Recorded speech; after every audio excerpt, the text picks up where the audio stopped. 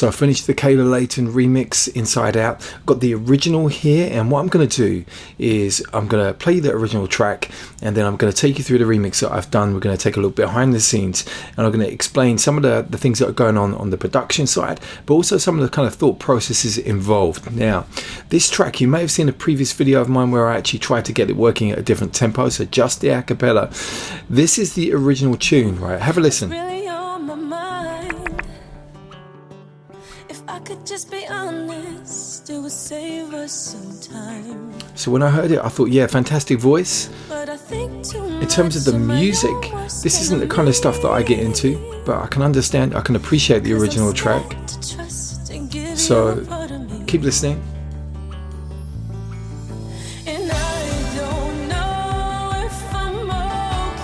So the thing about this track is that actually it's quite slow, that it's gone to kind of double tempo now. So it was 75 BPM before, 150, kind of a doubled up kind of pace on there, but still the vocal is quite slow.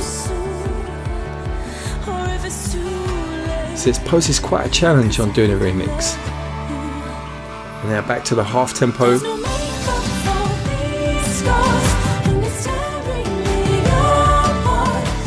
So it's a real kind of guitar-based track, the vocal very much at the forefront there. And what I wanted to do was to do something different for the club, but still to make it radio-friendly. So yeah, the remix was done in Ableton Live 9, and I'm going to play you some bits now. Let's have a listen.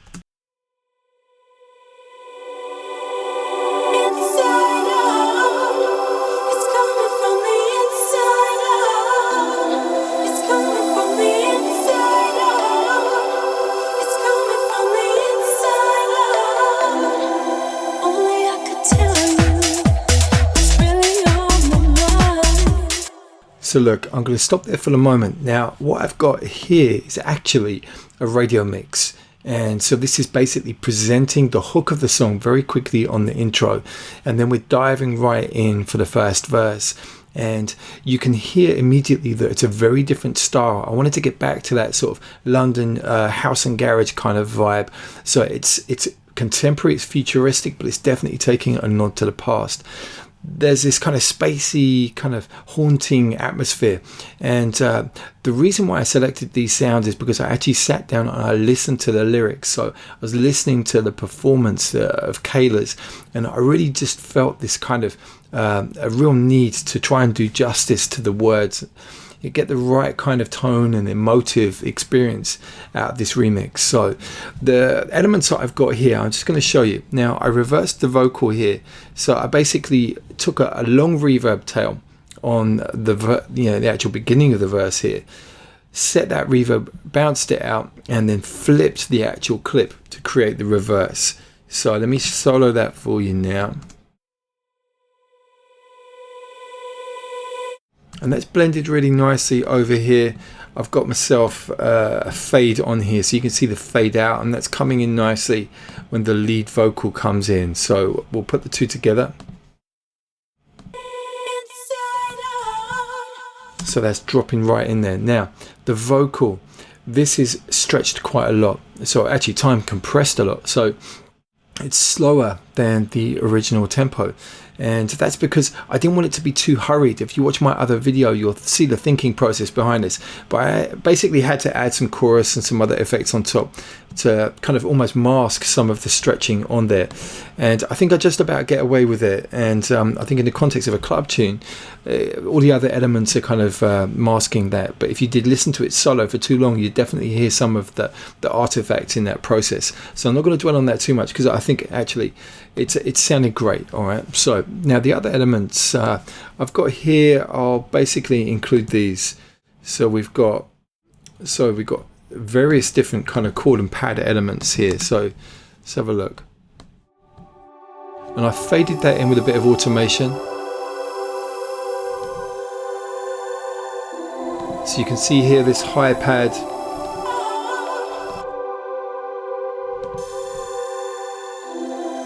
Let me take away the other chord there. So real kind of nice, very interesting texture that moves over time. So I've got longer notes on here to make the most of that. And what I wanted to do is to get a real atmospheric vibe going. These chords are basically coming from Massive, and so was that other pad sound. So they all feel like they're part of the same family.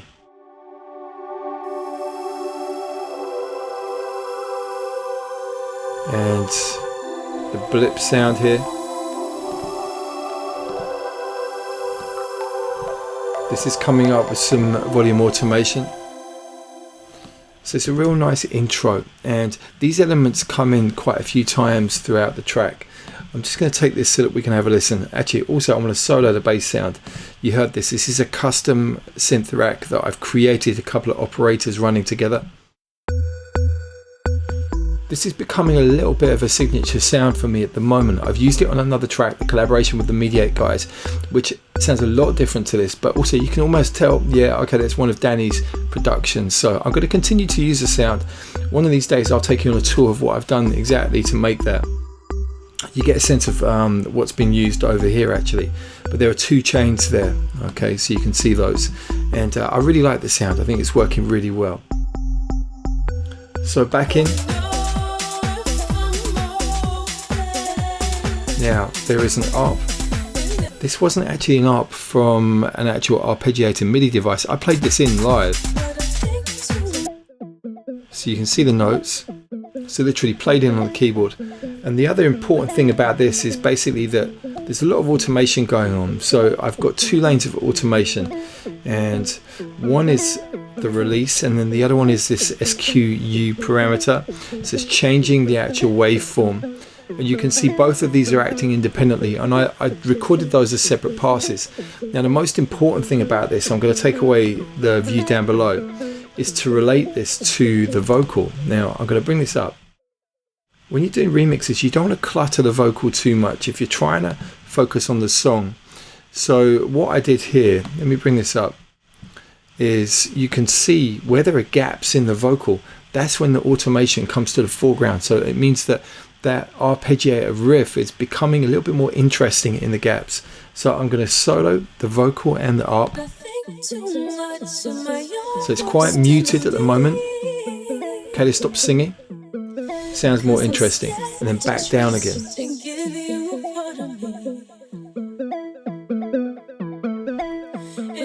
So these kind of, it's almost like call and response. These kind of phrases in songs and remixes can be really interesting and make things sound like they're constantly moving. So I literally recorded all of those as separate passes of automation. You see a bit of repetitive stuff going on here, but I didn't really mind that at the very end. So that's what's going on there. Now the atmospherics again. Let's bring back the music here. And I've got a clap being used as a little kind of transitional effect. One of the important things about this is that I haven't got any crash or splash cymbals. That's something I used to, well, in fact I do a lot to handle transitions, and I haven't got that. So let's just come in here, bring back that pad. So this is the verse, pad being used to just embellish things musically a little bit more. And then now, so what I wanted to do here is just to really strip it back and make it really focus on the lyrics. So if I bring all the elements back, you see it's really quite busy now. And then we're going to drop down to the section, really just to make it more poignant, you know, to really strengthen what she's saying. Look.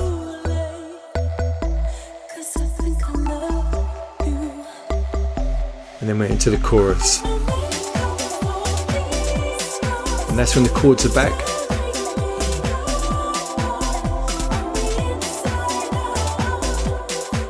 Chords have got a little bit of a Detroit kind of vibe. I really love the sound. Once again, it's massive. And I've got a wind chime fall here. If you paid attention to some of my other videos, you would have seen this sort of thing. This is a Korg M1 chime. I ran my fingers down the keyboard. It's got lots of delay on there just to kind of blend over the transition from the chorus down to the second verse.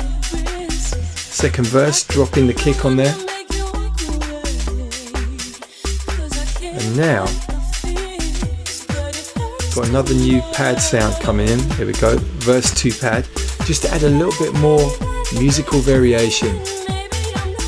You know, when I was listening back on loop, which is something that I do quite a lot when I'm near the end of the production, I thought, no, I need something a little bit different. So this section is almost like a pre-chorus. So some harmonies coming in there. By the way, I forgot to sort my buffer size out, so it's glitching a little bit here. Should have increased the buffer size. Computer's struggling at the moment, but I think we'll be alright. Remember, I'm having to record the screen and the mic and everything at the same time. So once again, stripping it back and then back in again. It's almost like kind of like quite ambient, you know. It's got the clubby side, but it's a real kind of dreamy, haunting experience, which is what I wanted to get out of this. Now that chorus goes on. There's a rise on the chime here, so before it was a full, and then we lead into like a middle 8 section. So I wanted to get something that has a different vibe, so the key sort of changes. So look. If I could make a wish, my dreams would come true. It would be like a fairy tale, and I would be So the bass line is being backed up by the pad sound here. I'll show you. So if we solo the pad, similar notes to the bass. So here we go.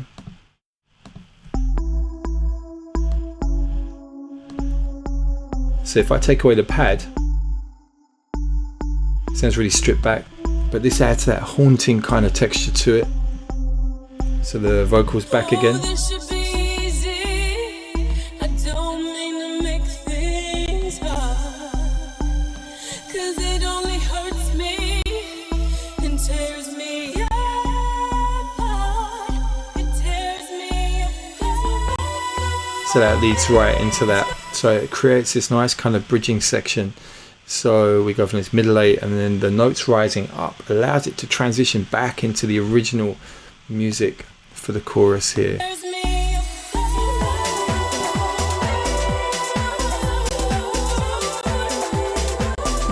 Yeah, the glitching is really starting to annoy me now. But anyway, so in terms of the elements, you can see what's going on here. I wanted to create like a nice, warm, kind of haunting, atmospheric vibe to the track.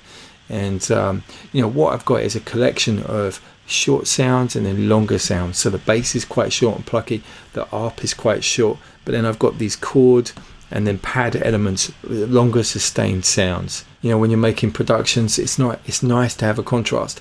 Don't have all short notes or all long notes. It tends sometimes when you're actually having longer notes, sustained sounds, that you can bring the energy down. So you've got to be careful when you're using those. Make sure you're doing a low cut on the pads, for example, because sometimes they can be really, really thick. Let me take a look, see if I've got that. You can see here on the EQ8, I've got a low cut on that pad. It's probably going to be something similar on this one. Yep. And then also on the actual chord. Let me just find that now. Interestingly, I haven't got that going on. I've just got a little bit of a lift out here because I thought I needed to get a little bit more energy on there.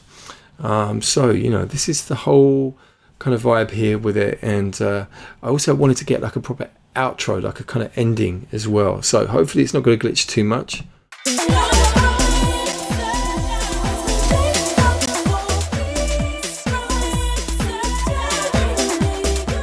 So we're coming up to the outro now. I wanted something that would sound good on radio, you know, so beginning, middle and end.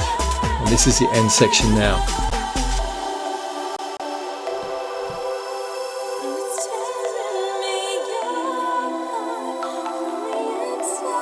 Show you some of the vocal treatments.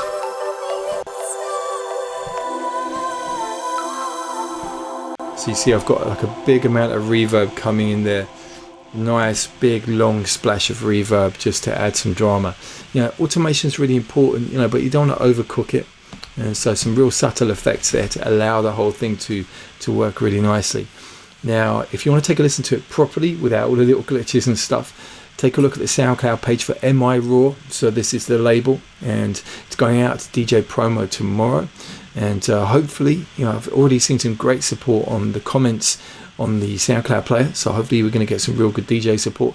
Kayla Layton is really going places herself. Check out her YouTube channel, some fantastic covers of songs that you know, and also some of her original material as well.